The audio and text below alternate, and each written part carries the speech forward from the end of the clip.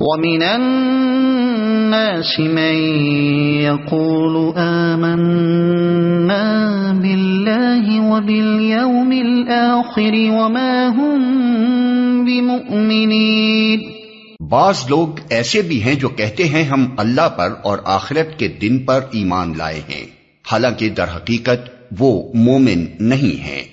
يُخَادِعُونَ اللَّهَ وَالَّذِينَ آمَنُوا وَمَا يَخْدَعُونَ إِلَّا أَنفُسَهُمْ وَمَا يَشْعُرُونَ۔ وہ اللہ اور ایمان لانے والوں کے ساتھ دھوکہ بازی کر رہے ہیں، مگر دراصل وہ خود اپنے آپ ہی کو دھوکے میں ڈال رہے ہیں اور انہیں اس کا شعور نہیں ہے۔ یعنی وہ اپنے آپ کو اس غلط فہمی میں مبتلا کر رہے ہیں کہ ان کی یہ منافقانہ روش ان کے لیے مفید ہوگی، حالانکہ دراصل یہ ان کو دنیا میں بھی نقصان پہنچائے گی اور آخرت میں بھی۔ دنیا میں ایک منافق چند روز کے لیے تو لوگوں کو دھوکہ دے سکتا ہے، مگر ہمیشہ اس کا دھوکہ نہیں چل سکتا۔ آخر کار اس کی منافقت کا راز فاش ہو کر رہتا ہے اور پھر معاشرے میں اس کی کوئی ساکھ باقی نہیں رہتی۔ رہی آخرت تو وہاں ایمان کا زبانی دعویٰ کوئی قیمت نہیں رکھتا اگر عمل اس کے خلاف ہو۔ فی قلوبہم مرض فزادہم اللہ مرضا ولہم عذاب علیم بما كانوا یکذبون۔ ان کے دلوں میں ایک بیماری ہے جسے اللہ نے اور زیادہ بڑھا دیا ہے، اور جو جھوٹ وہ بولتے ہیں اس کی پاداش میں ان کے لیے دردناک سزا ہے۔ ان کے دلوں میں ایک بیماری ہے جسے اللہ نے اور زیادہ بڑھا دیا ہے۔ بیماری سے مراد منافقت کی بیماری ہے، اور اللہ کے نزدیک اس بیماری میں اضافہ کرنے کا مطلب یہ ہے کہ وہ منافقین کو ان کے نفاق کی سزا فوراً نہیں دیتا بلکہ انہیں ڈھیل دیتا ہے، اور اس ڈھیل کا نتیجہ یہ ہوتا ہے کہ منافق لوگ اپنی چالوں کو بظاہر کامیاب ہوتے دیکھ کر اور زیادہ مکمل منافق بنتے چلے جاتے ہیں۔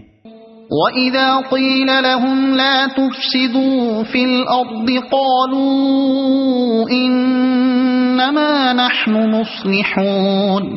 جب کبھی ان سے کہا گیا کہ زمین میں فساد برپا نہ کرو تو انہوں نے یہی کہا کہ ہم تو اصلاح کرنے والے ہیں۔ أَلَا إِنَّهُمْ هُمُ الْمُفْسِدُونَ وَلَكِنْ لَا يَشْعُرُونَ۔ خبردار، حقیقت میں یہی لوگ مفسد ہیں مگر انہیں شعور نہیں ہے۔ وَإِذَا قِيلَ لَهُمْ آمِنُوا كَمَا آمَنَ النَّاسُ قَالُوا أَنُؤْمِنُ كَمَا آمَنَ السُّفَهَاءُ أَلَا إِنَّهُمْ هُمُ السُّفَهَاءُ وَلَكِنْ لَا يَعْلَمُونَ۔ اور جب ان سے کہا گیا کہ جس طرح دوسرے لوگ ایمان لائے ہیں اسی طرح تم بھی ایمان لاؤ تو انہوں نے یہی جواب دیا کیا ہم بے وقوفوں کی طرح ایمان لائیں؟ خبردار، حقیقت میں تو یہ خود بے وقوف ہیں مگر یہ جانتے نہیں ہیں۔ اور جب ان سے کہا گیا کہ جس طرح دوسرے لوگ ایمان لائے ہیں اسی طرح تم بھی ایمان لاؤ، یعنی جس طرح تمہاری قوم کے دوسرے لوگ سچائی اور خلوص کے ساتھ مسلمان ہوئے ہیں اسی طرح تم بھی اگر اسلام قبول کرتے ہو تو ایمانداری کے ساتھ سچے دل سے قبول کرو۔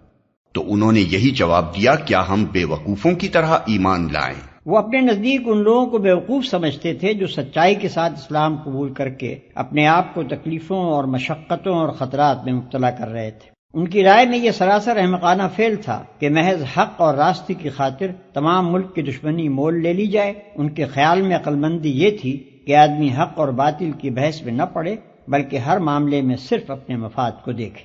وَإِذَا لَقُوا الَّذِينَ آمَنُوا قَالُوا آمَنَّا وَإِذَا خَلَوْا إِلَى شَيَاطِينِهِمْ قَالُوا إِنَّا مَعَكُمْ إِنَّمَا نَحْنُ مُسْتَهْزِئُونَ۔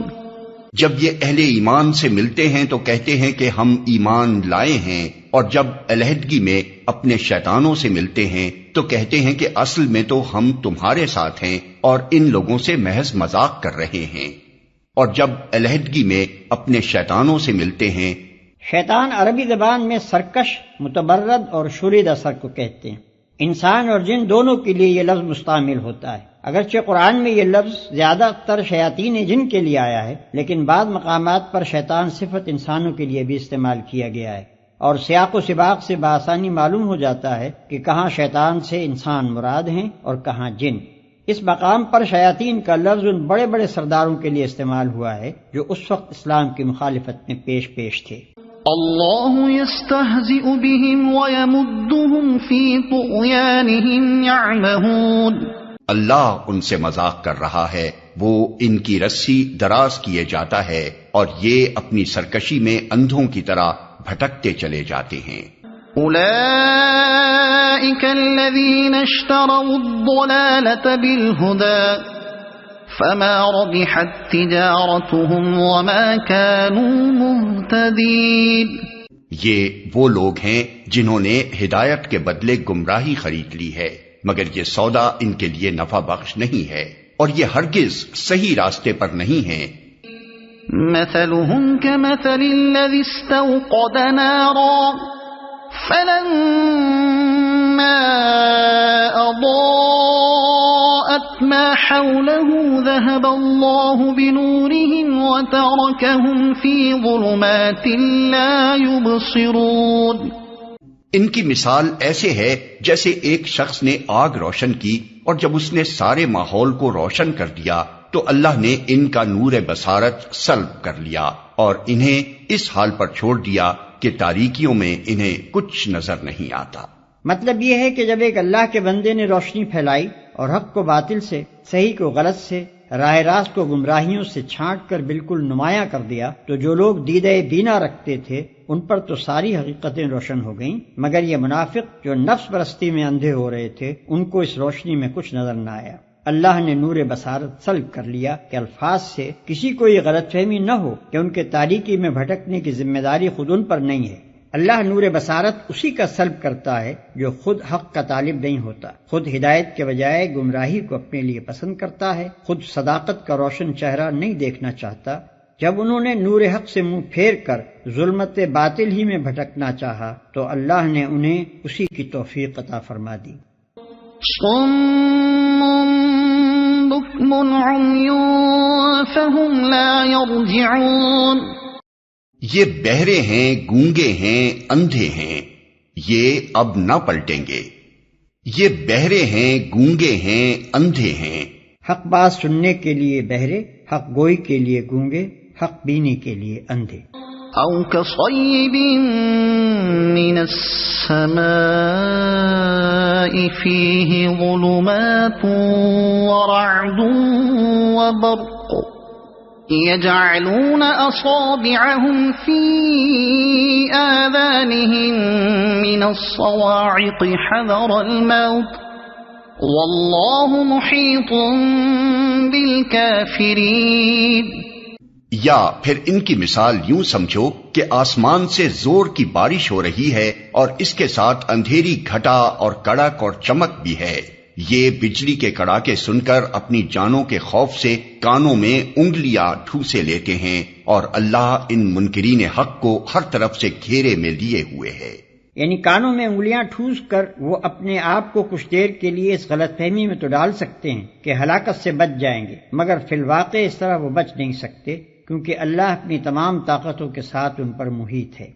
یکاد البرق یخطف ابصارهم كلما أضاء لهم مشوا فيه وإذا أظلم عليهم قاموا۔